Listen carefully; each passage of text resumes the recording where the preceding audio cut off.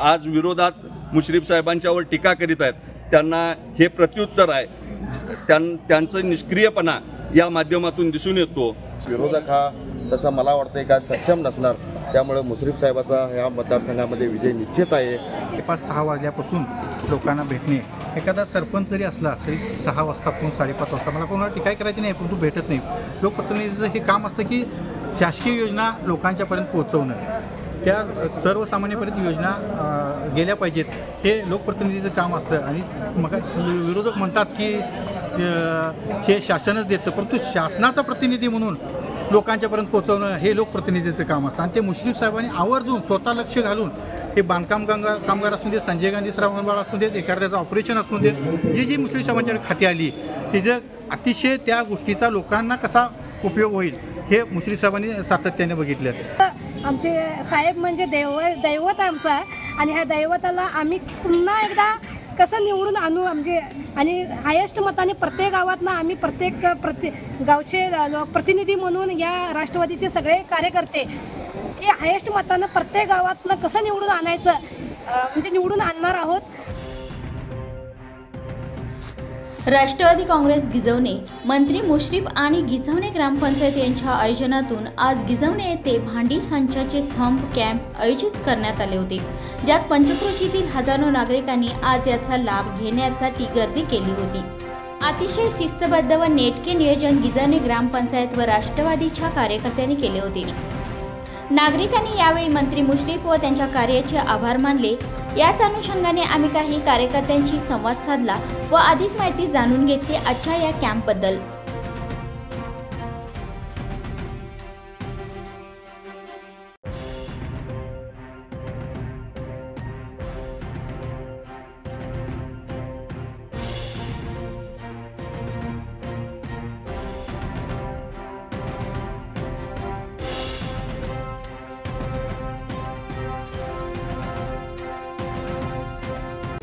नमस्कार, सध्या आपण आहोत गिजवणे ग्रामपंचायत येथे। गिजवणे ग्रामपंचायत येथे बांधकाम कामगारांना भांडी संचाच्या थंब कॅम्पचे आयोजन करण्यात आलेले आहे। गिजवणे तसेच पंचक्रोशीतील गावातील नागरिकांनी येथे मोठ्या प्रमाणात गर्दी केलेली आहे थंबसाठी। ह्याच अनुषंगाने आपल्यासोबत काही प्रमुख मंडळी आहेत। नमस्कार सर, काय सांगाल आजच्या आयोजनाबाबत? निश्चितच गिजवणे गावामध्ये नोंदित बांधकाम कामगारांना संसारोपयोगी भांडी संचाच्या नोंदणी शिबिराचं आम्ही तिसऱ्यांदा इथं आयोजन करत आहोत।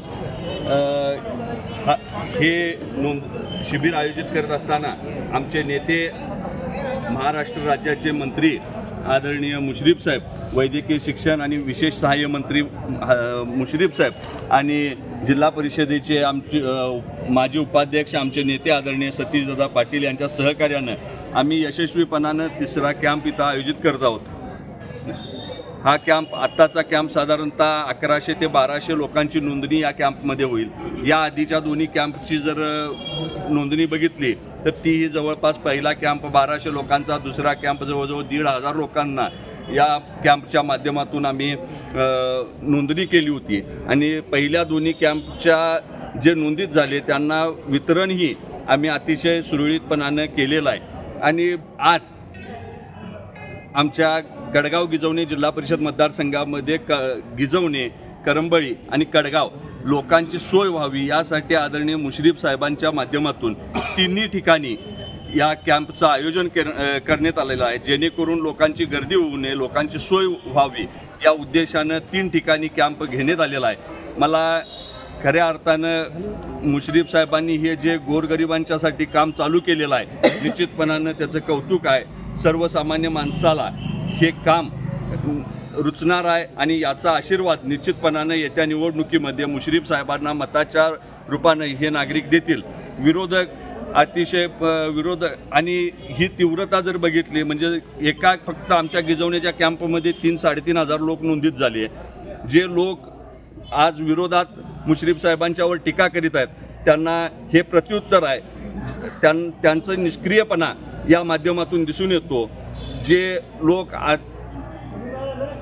यापूर्वी एका मोठ्या पक्षाचं कार्यरत होते, परंतु त्यांना अशा पद्धतीचं सर्वसामान्यांच्यासाठीचं काम त्यांना करता आलेलं नाही। त्याचमुळे मुश्रीफ साहेबांच्या घेण्यात आलेल्या या कॅम्पला त्यांचा उत्स्फूर्त असा लोकांचा प्रतिसाद इथं मिळतोय।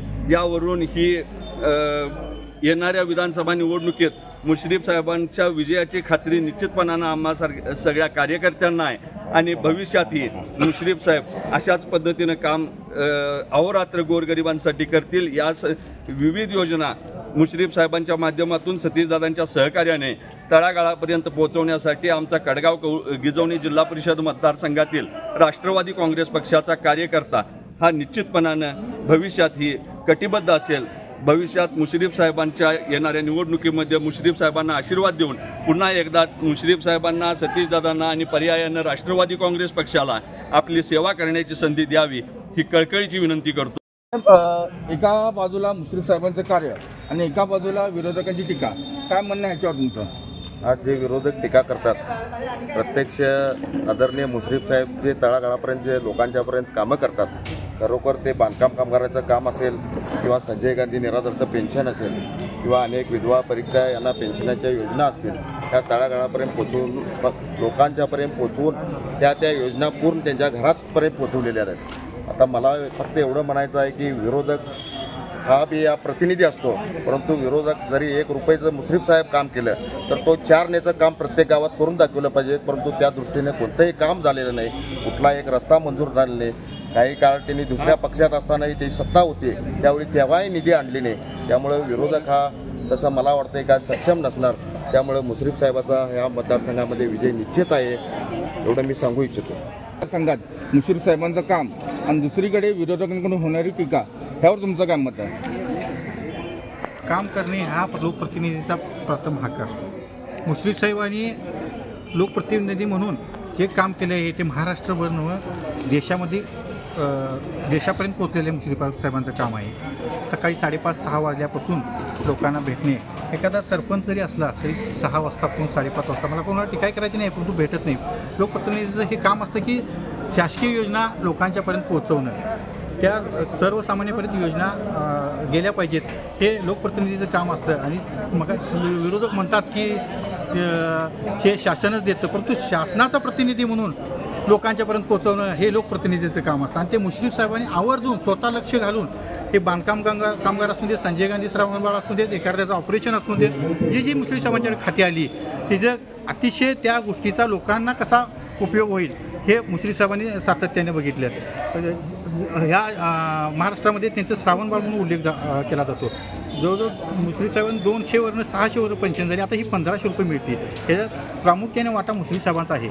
आणि हे बांधकाम कामगार संच हे अगोदर पण बांधकाम कामगार खातं होतंच, सगळी खाती होतीच किंवा इतर सगळी होती, परंतु त्यात आमूलाग्र बदल करून मुश्रीफ साहेबांनी लोकांच्यापर्यंत ह्या योजना पोचवल्या आणि अतिशय उत्तम लोकप्रतिनिधी म्हणून त्यांची ख्याती आहे महाराष्ट्र आहे। आणि असा नेता आम्हाला लोकप्रतिनिधी मिळाला म्हणून आमचं भाग्य आहे की कागल तालुक्यामध्ये तुम्ही कुठं बी जावा, कागल तालुक्यामध्ये म्हणण्यापेक्षा कागल मतदारसंघामध्ये वाड्या वस्त्यापर्यंत रस्ते गेलेला आहे मुश्रीफ साहेबांचं। जिथं ते पांढरा पट्टा चालू झाला तिथं मुश्रीफ साहेबांचा मतदारसंघ चालू झाला असं ख्याती आहे। आणि हजारो कोटीची कामं त्या माध्यमातून आणली मुश्रीफ साहेबांनी आणि अतिशय चांगल्या पद्धतीनं लोकप्रतिनिधी म्हणून त्यांनी लोकांच्यामध्ये ठसा उमटलेला आहे। असंच त्यांचं कार्य पुढे राहू दे। त्यांनी जवळ 19 वर्ष साहेब मुख्यमंत्री म्हणून 22 वर्षाच्या कालावधीमध्ये 19 वर्ष म्हणून मंत्री म्हणून काम पाहिलं त्यांनी। आणि त्या मंत्रिपदाच्या ह्याच्यामध्ये लोकांचा कसा फायदा होईल हे आवर्जून योजना ह्या लोकांच्यापर्यंत पोहोचवतील जातील ह्या प्रामुख्याने पहिला विचार केला। आणि असा लोकप्रतिनिधी प्रत्येकाला लाभावा असं आमचं मत आहे। आणि कोल्हापूर जिल्ह्याला त्यांना पालकमंत्री पद मिळालं त्यामध्ये आणि त्यांनी कोल्हापूर जिल्ह्याचं नाव लौकिक केलं। आता जवळजवळ 1100 कोटी रुपयाचं शेंगा पार्कमध्ये मुश्रीफ साहेबांच्या माध्यमातून हॉस्पिटल उभा राहील। मुश्रीफ साहेबांचा राष्ट्रवादी काँग्रेस पक्षाचा